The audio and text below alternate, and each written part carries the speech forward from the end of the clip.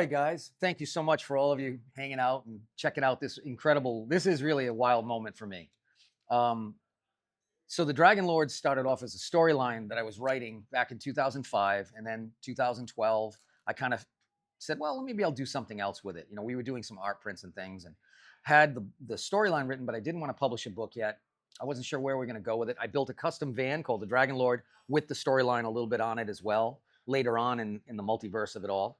And then out of nowhere, Eric calls me and says, "Hey, man, I'm producing this card game. We've been doing it for a couple of years now, and it's 100% hand painted." And I went, "No way. Nobody in the age of digital and now AI is doing hand painted work." I was like, "Nah." I said, "Seriously?" He goes, "Yeah, yeah." He says, "I've been a fan of your work back when I was young, you know, the Elder Dragons and some of the other stuff." And he said, "Is there anything that you're working on or that you haven't had a chance to do that you would like to do that's dragon related?" And I went, "Oh, have I got a story for you?" And then the coincidence of the fact that my storyline, the world of the Dragon Lord, is all based on utilizing elements as well as frequencies and sounds. And it's like, well, my game plays with elements. I'm like, oh, this is it. This is amazing. So, you know, I'm out of the game industry since 2005. Really not much. And I stopped doing any gaming conventions in 2019. So I didn't think I'd ever be doing anything in gaming ever again. But then to have this opportunity, and because of Eric's passion, you know, love of the work and the art, and then willingness to finance a hand-painted project, that's the reason this has become to full fruition. So I want to say thank you to Eric especially, and I have sent personal messages to him for this. His passion project became my opus as far as an artistic career. And I'm forever eternally grateful to Eric for allowing me to do this.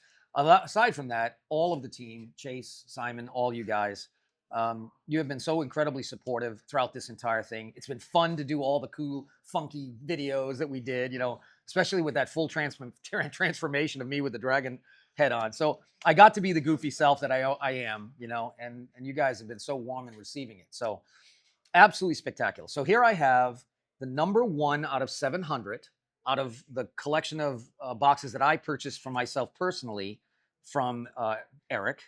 And this is the number one box. And when I signed it, I did have to take it out of its shrink wrap, but I did not look inside. I just signed the top of it. I put it back in I shrinked it, reshrank it. And so I'm about to open this for the first time and see what my cards actually look like for the first time ever. Like I promised my collectors and stuff, I said, guys, I'm going to wait to as close as you guys get it. And I think the night before we're pretty good here. All right, so here it goes. Okay. The box is absolutely amazing. I mean, it's just like a Fabergé egg of a box. A magnet. Look at that magnet. Love it. Okay. Okay, that's it. I'm getting old. Time to switch. Time to switch to the close-ups. All right. Oh, yeah. It's beautiful. It's perfect. That's the first one. So Chase had said to me, it's going to be a challenge to open. And although I have the daggers, I don't want to damage the cards. Oh, this is going to be fun tomorrow. I got it, though. I got it. Okay. All righty. And I am considering the fact that we are in a kind of incandescent lighting going on. Let me see the other side. Yeah. I have to smell it. Oh, gotta love that new. Oh. You guys all know this experience, right? Yeah, baby. What a nice feel. Oh, my God. Oh, it's magnificent. Yes. Yes. Okay, I'm going to show you these, but I just got to look through them first. Oh, yeah. Okay, Draco Corvus. Yes, very nice.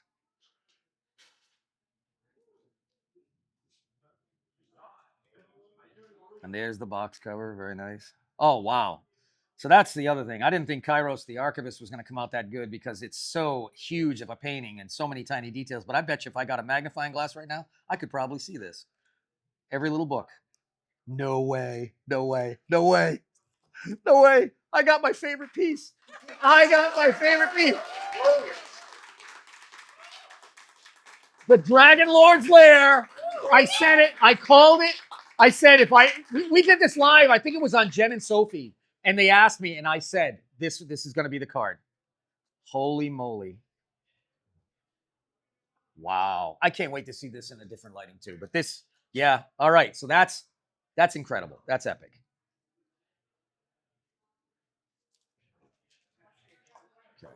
All right, so let's talk a little bit about what I've got here. First off, we have the Ignis Rex, and the Ignis Rex is a harbinger of fire. It's the guardian, the gate of where the bad souls and energy go. Not so much something you'd want to be around. He works in concert with another character. Let me see if I can grab that character. Yes, this one. He works with Draco Corvus. Now, this is one of the cards that has not been revealed yet, but now we see it here. Draco Corvus is a dragon raven. He's an interesting hybrid.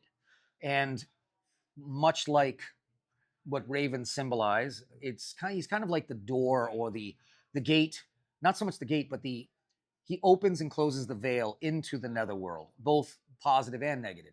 And he also patrols those locations in which the souls that tend to be in purgatory, if you will, hang around for a little while. And so that's who works in concert with the Harbinger of Fire.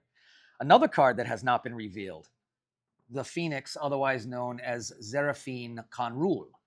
This is the creature, and it is an elemental phoenix. It's made up of every element, and actually it has leaves, trees, icicles, fire. It has them all. And its domain is up in that crystal tower at the top of the Dragonlord's lair. And it takes the energy that is opened from the vortex that brings those souls into the channel, that crystal egg on top, which then hones it down into the lower chambers where the cradle of Ethereum is.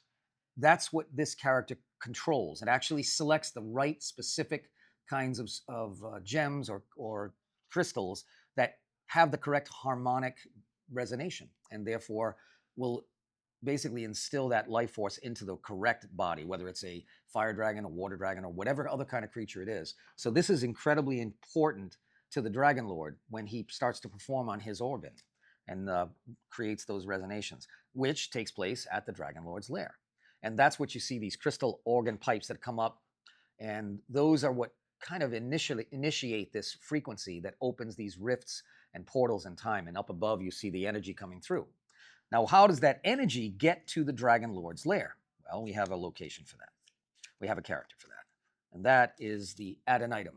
So Adonitum brings this specific breed of dragon is kind of a mutation of metallurgy. It's a metallic and organic dragon. They kind of hover in the upper stratosphere, and they collect that energy and bring it to the top of the Dragonlord's lair. So this is who brings those energies so that they can be merged with the harmonic resonation of what the Dragonlord creates on those organ pipes.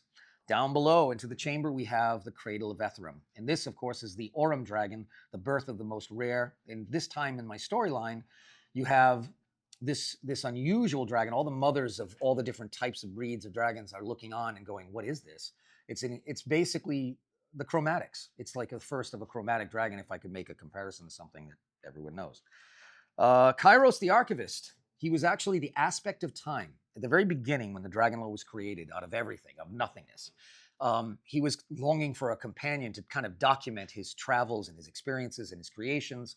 And so the aspect of time itself had desired to be in a physical form. So therefore, the Dragonlord provided a body for him to have so that the aspect of time could experience life. And also, as a watcher, document everything that was going around. And in this particular scene, it's millions of years after his creation, and he's starting to decompose a little bit. So he's being transformed little by little into mechanical. That's why you see that half mechanics. Next one, of course, is the Shrine of the Dragonlord. The monolith. Basically, that is one of the portals. So throughout the entire universe, everywhere there's life that's propagated by the Dragonlord, these monoliths exist. They're kind of like stargates, if you will. Think about it that way. The Mother Earth, yes, the Talam Drake. This one was a kind of wild piece because when I was doing the painting, I kept thinking, okay, I've got to do this in a very gentle way. It's got to be very powerful, but it has to be somewhat demure. It can't be aggressive. She is in effect a golem.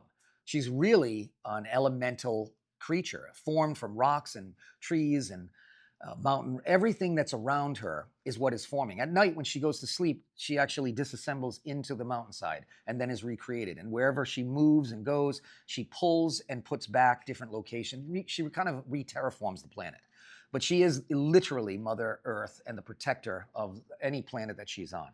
And so that one, even with her little purple and lavender, or white and purple lavender colored flowers, she still creates quite the presence. But my collectors really loved this piece, and I kept thinking it was not going to be the one that was that most popular, or certainly not that popular, but it turned out to be very different. I'm actually, it's growing on me now, you know. All right, so another one that has not been revealed is the Moon Song. So Moon Song, otherwise known as the Ultima Talagalum. What this is later on in my storyline, when basically humans are around wizards, sorcerers, and so forth.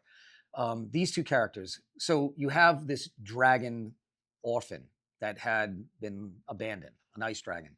And inevitably, it was found by packs of wolves. This is at the time where mammals are starting to come into play.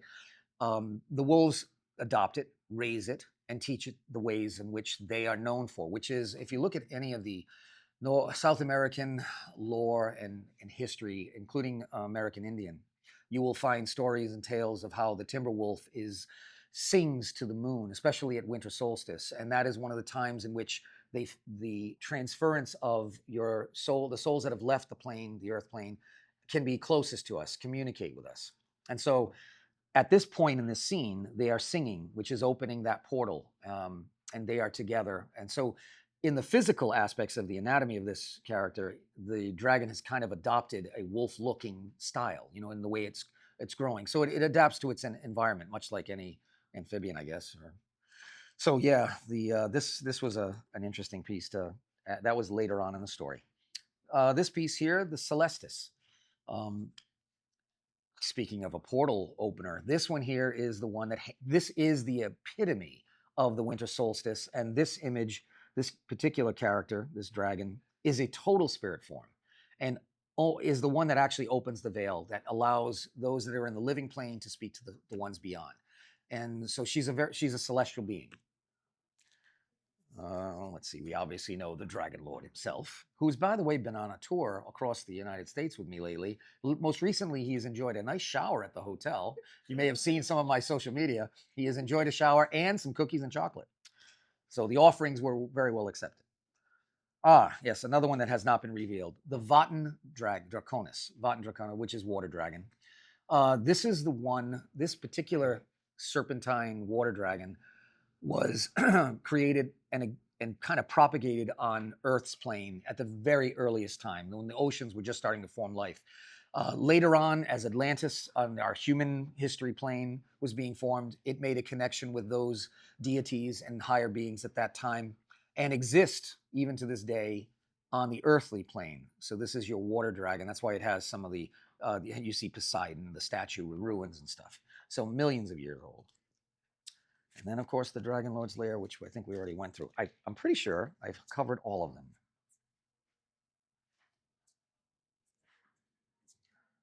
I don't think I've missed any. Yep, no? Okay, so there you have them all.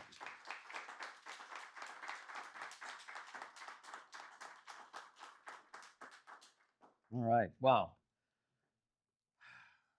The box, yes. So the Dragonlord, this is something, the Dragonlord's mini set in this box, this is where you get into the real collectible aspect of things, because it is such a beautiful premium. I mean, it's like super, super nice. It really is like a bookcase, a casing for a book. But these little guys will all go back into my little box right here, and they will be kept for later, for the kids to see later on. But the fact that I got this foil, this is amazing, because you know, I got 13 foils. It's already going to be nearly impossible to get everything right. And I had 700 boxes, guys, to pick from. So this is pretty serendipitous. This is unbelievable. But anyways, thank you for sharing this moment with me.